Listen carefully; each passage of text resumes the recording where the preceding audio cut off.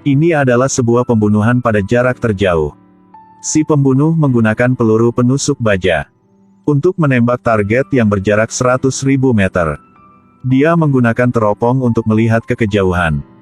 Mendeteksi pesawat target telah terbang ke titik tembak. Si pembunuh dengan cepat meletakkan rak kayu.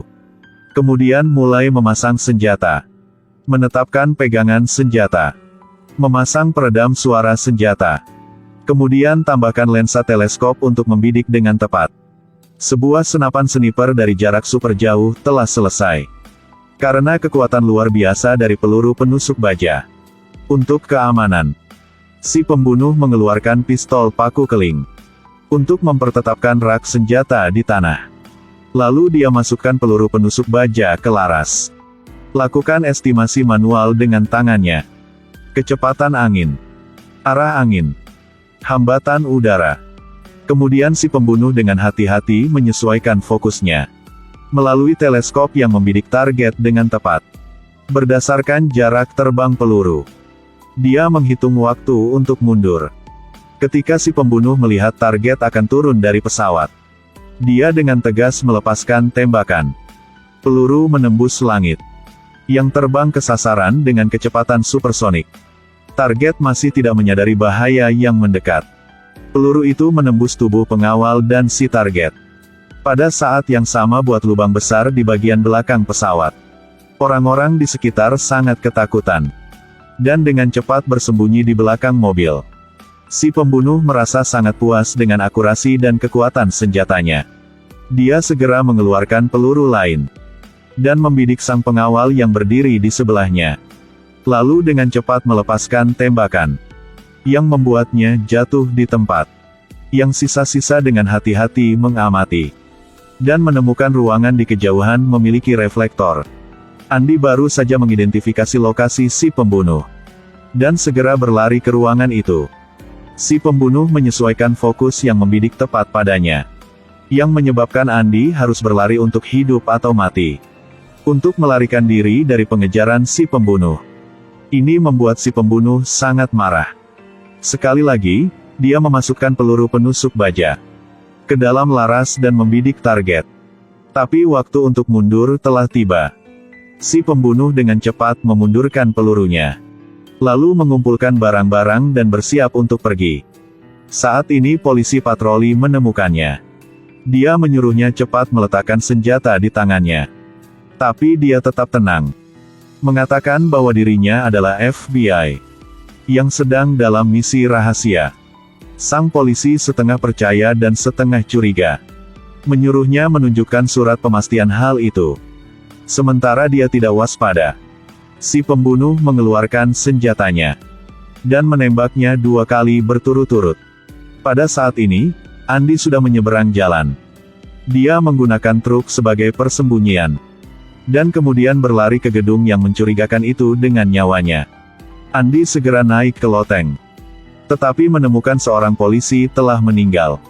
Dan si pelaku telah melarikan diri tanpa jejak. 3 tahun lalu si pembunuh dan Andi adalah rekan satu tim. Mereka bergabung dengan sebuah tim penyelamat. Setelah membunuh semua musuh, si pembunuh bahkan mengambil tindakan pada Andi. Lalu dia juga membunuh semua sandera. Ternyata, dia telah berkhianat mereka sejak lama. Andi selamat berkat Haki, karakter utama. Kemudian dia menjadi seorang pengawal. Dan nama sang pembunuh ini adalah Joshua. Mobil Joshua dihentikan. 2 polisi FBI datang untuk memeriksanya. Tapi keduanya langsung ditembak dan disuruh tidur dengan cacing. Kaki tangannya ketakutan. Dia bahkan berani membunuh polisi khusus FBI. Mereka berlari ke hutan dan tinggal di sana. Untuk membunuh target mereka berikutnya. Sekarang targetnya telah muncul. Rekan setimnya segera mengeluarkan senjatanya dan membidik dengan tepat targetnya. Setelah membidik, dia hendak menarik pelatuknya. Andi melihat refleksi di kejauhan. Berbaringlah. Andi dan Mary dengan cepat mengejar sang rekan satu timnya. Tanpa disangka, mereka telah jatuh ke dalam perangkap Joshua. Tanpa Andi sebagai aral melintang. Joshua dengan lembut mengakhiri targetnya. Setelah itu, Andi menembak mati sang rekan di hutan. Jadi mereka mengumpulkan senapan sniper lainnya. Melalui perbandingan, senjata ini bukan milik sang rekan. Si pembunuh masih orang lain. Andi dan Mary dengan cepat memeriksa kamera keamanan dan menemukan sosok Yosua. Andi menebak bahwa pelakunya adalah dia. Sejak itu, setiap gerakan Yosua diamati cermat. Jadi dia memutuskan membunuh orang untuk memotong petunjuk. Di malam hari Andi memperhatikan bola lampunya berkedip. Dan segera tahu bahwa ada yang datang. Dia dengan cepat bersembunyi di pintu belakang. Ada dua sang tangan kaki yang bergegas masuk. Tapi mereka langsung dikalahkan oleh Andi. Tapi Yosua masih tidak menyerah. Dia diam-diam menanam bom di dalam kamar Mary. Ketika mereka kembali, Yosua segera menekan pada pengontrol bom. Waktu hitung mundur adalah 5 menit. Andi mengerti bahwa jika dia melompat keluar dari pintu besar, dia akan menjadi sasaran tembak untuk Yosua. Jadi dia melepaskan bom kecil itu. Melepaskan bola lampu juga.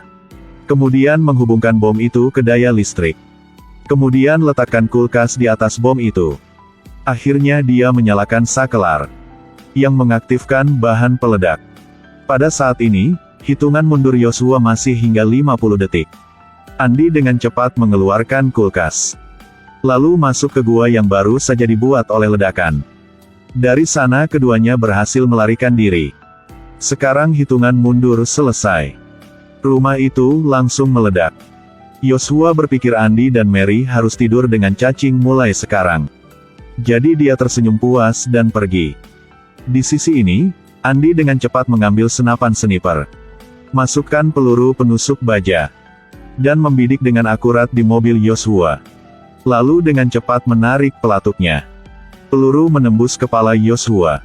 Dan mengakhiri hidupnya.